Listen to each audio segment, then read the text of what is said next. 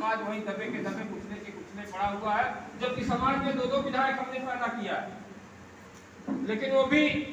आज किसी काम के लिए हमारे समाज में नहीं है। हमारे बीच में बहुत ही जुझारू नेता संत कबीर नगर की धरती से चलकर आए हुए माननीय परम आदरणीय युवा दिनों की धड़कन संत कबीर नगर से चलकर मैं उनके जज्बे को सलाम करता हूं कि उन्होंने जो एक संत कबीर नगर की धरती से लेकर गोरखपुर की धरती तक बेलदारों में एक हलचल पैदा कर दिया, जिसका नतीजा हुआ एक संत कबीर नगर के होटल में आनंद फानंद में बैठक बुलाई गई और उस बैठक के माध्यम से संदेश दिया गया कि हम भी इस समाज में हैं। लेकिन उस समय जब बेलदार समाज के लोग पीड़ा से करा रहे थे, न्याय के लिए तबाही मची हुई थी, जिसको सुनने वाला समझने वाला कोई नहीं था, उस समय हमारे बीच का भाई, हमारे संगठन का राष्ट्रीय अध्यक्ष बड़ी ही मजबूती के साथ खलीलाबाद संत कबीर नगर के अधिकारियों का ईंट का जवाब पत्थर से देने का काम किया। मैं ऐसे जवाब सिपाही को पुनः लाख लाख धन्यवाद देता हूं। आज उनके कर्तव्यों के माध्यम से पता चल गया कि बेलदारों में विधायक तो बहुत है, बेलदारों में विधायक तो बहुत है, लेकिन आवाज उठाने वाले बेलदारों का कोई नहीं है। लेकिन एक ऐसी हस्ती उभर के आई जो बेलदारों की आवाज पूर्वांचल में गनगना दी और गनघटा ही नहीं, पूरे जनपद की राजनीति में, संत कबीर नगर की राजनीति में हलचल मचा दिया,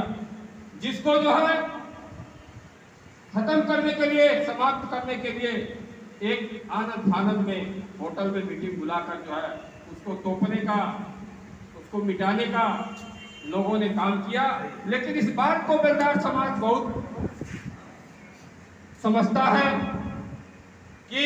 ऐसी बैठक से कुछ होने वाला नहीं है। बेलदारों के माध्यम से लाखों के चंदे लिए गए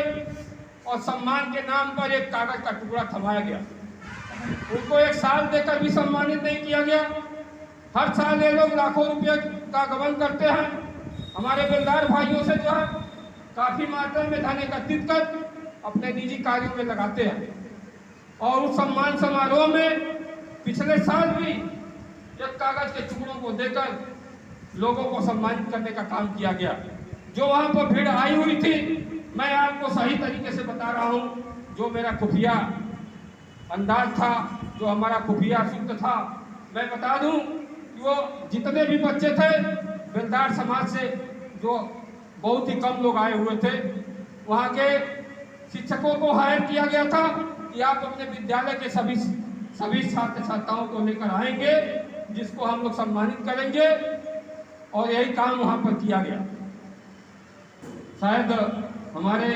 उस जनपद के पदाधिकारी बहुत भली भांति से इसको जानते भी हैं, लेकिन हम लोगों को ऐसे कारनामों को करने की जरूरत नहीं है। हम लोगों को वास्तव में बेलदार समाज को सुधारने के लिए, बेलदार समाज के उत्थान के लिए, विकास के लिए एकजुट करने के लिए आज जो कसक हमारे बड़े भाई बड़े ही मतलब तजुर्बे से उन्होंने जो रखा है, और कई लोगों ने, सोमनाथ जी ने भी रखा है, हमारे बीच में नहीं है अभी, तो एक कसक सबको है। हम लोग एक ऐसे नेता की, एक ऐसे लोगों की जो बेलदार समाज के दिन और रात मतलब 24 घंटा उसके सुख दुख में भागी हो, ऐसे राष्ट्रीय अध्यक्ष की भी चुनाव करना है। और आगामी 2027 का जो विधानसभा का चुनाव आ रहा है, मैं सुनिश्चित और निश्चित करना चाहता हूं कि मैं अखिल भारतीय बेलदार महासभा से एक ऐसे प्रत्याशी का चयन भी करना चाहता हूं कि जो समाज के लोगों को जो है दुख और दर्द में मलहम लगाने का काम करे, और इन्हीं साथियों के बीच में से लखनऊ की विधानसभा की पंचायत में पहुंचाने का भी हम लोग पुरजोर कोशिश करेंगे।